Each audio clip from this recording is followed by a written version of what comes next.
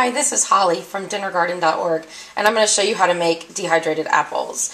I have apples here. I'm washing them off. I'm just using any kind of regular apples. These were just what was on sale. The great thing about dehydrating them is you don't have to use expensive, fancy apples. They're going to taste really good, even if you use kinds that maybe you wouldn't normally eat, but are on sale at the grocery store. I washed my apples, and now I'm going to cut them up into thin, even slices.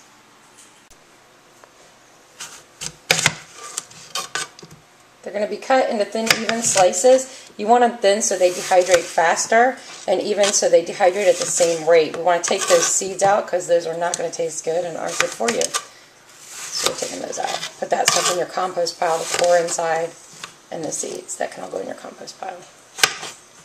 Thin, even slices here.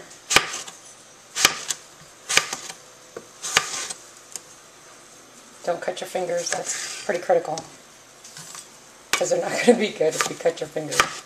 Then you're not going to want them anymore. And I'm just going to do the same thing here with all of my apples.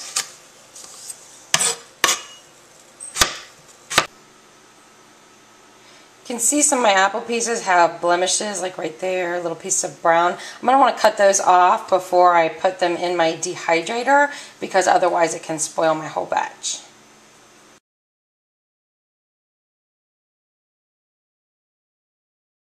Dehydrators come with these round trays. There are a bunch of them. Dehydrators are pretty easy to find at thrift stores and at yard sales if you know what you're looking for. I'm going to put my apple slices on here one layer thick. You don't want them, a lot of these, the air needs to get to them. So you don't want them touching, but one layer thick. There are also ways you can dehydrate outside if you live in a warm, dry climate, and you can just look those up online.